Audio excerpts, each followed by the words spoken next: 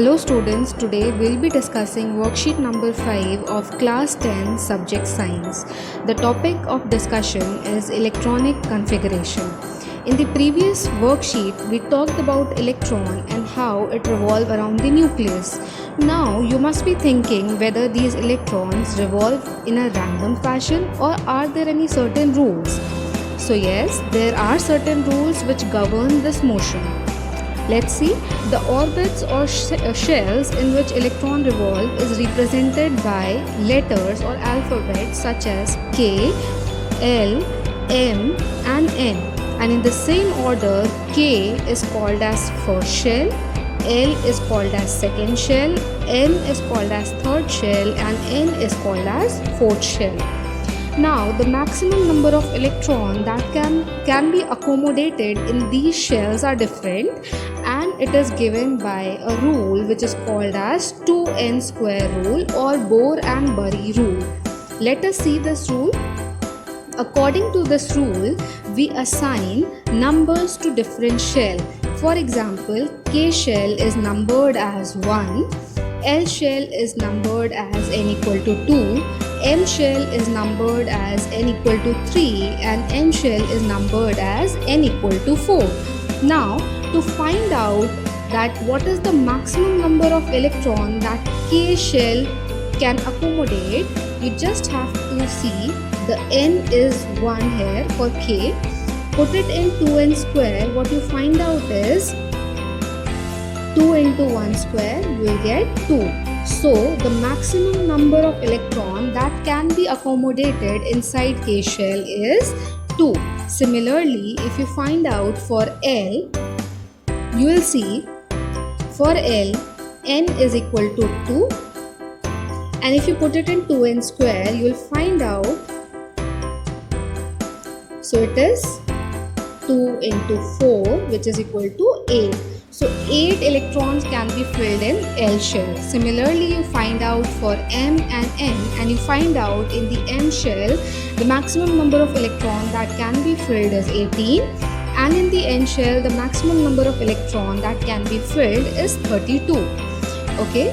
Now, although the rule says that these many electrons can be accommodated, but because if so many electrons get accommodated such as 18 or 32, there will be a lot of overcrowding and repulsion. So that is why the outermost shell, they can have maximum of 8 electrons.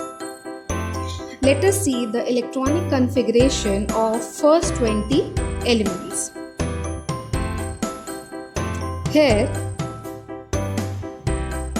as you can see, you have the first 20 elements here, and you have to remember the electronic configuration, the atomic number of all these 20 elements. Firstly, remember the symbol, then see what their atomic number is, and based on the atomic number, because atomic number is equal to number of protons and protons is equal to electron in a neutral atom. So based on that, we can fill the K, L, M and N shells. Let us see with the example. Like hydrogen, the total number of electron is 1. That means its atomic number is 1. Now, it just has 1 electron. So how it gets filled is, first the K shell will be filled. Once the K shell is fully filled, only then the L shell will be filled. This is also the rule. Okay. So here just 1 electron is there. So it will go into the K shell. Helium, the atomic number is 2. So number of proton is 2 and hence electron is 2. So maximum number of electron that can be accommodated in K shell we have seen using 2n square, it is 2. So these 2 electrons will go into the K shell. For lithium, the atomic number was 3. So we got electron as 3. For K shell we have put 2 and 1 electron goes to L shell. Beryllium, atomic number was 4. So number of electron came out to be 4. You put 2 electron in K shell and 2 in L shell, and this is how you keep filling, and this is how all the elements have been filled. Let us see the example of sulfur. Sulfur, the atomic number is 16, so we got number of electron as 16.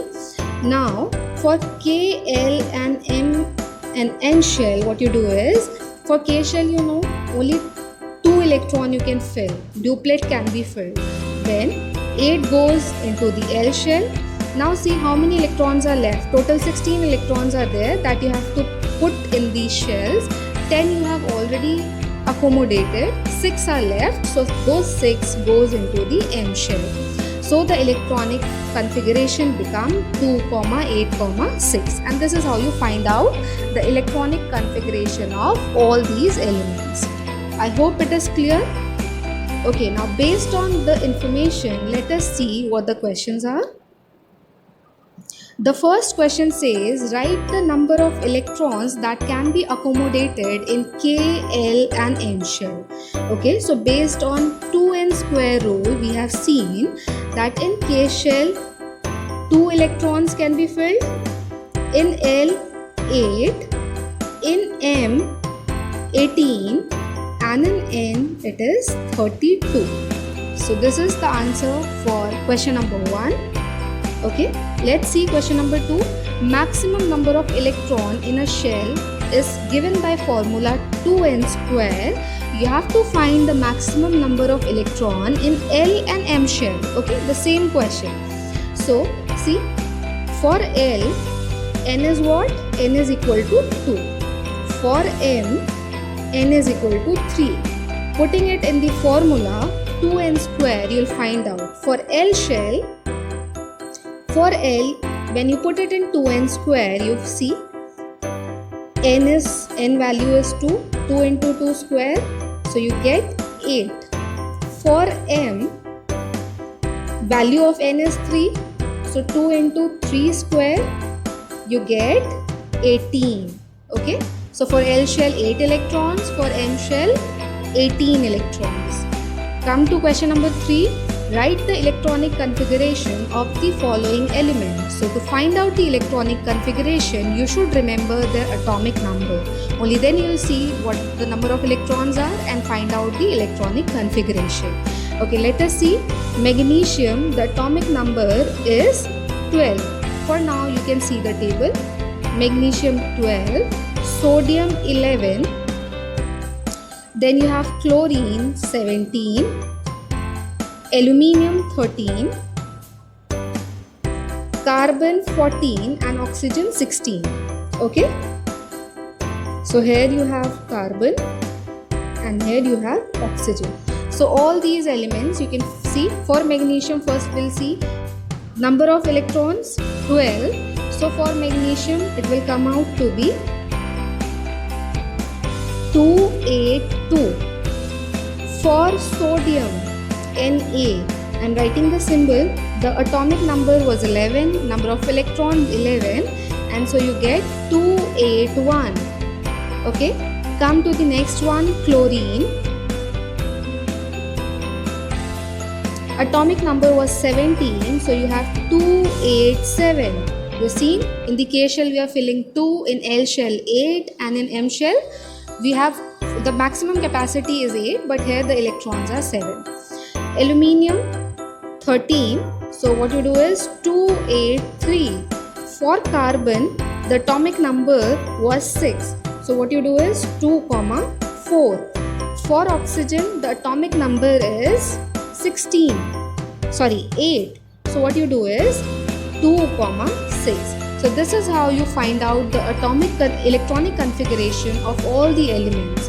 So I hope this worksheet was clear to you, and remember to learn the atomic number of first 20 elements. It is going to help you in further classes also. Thank you.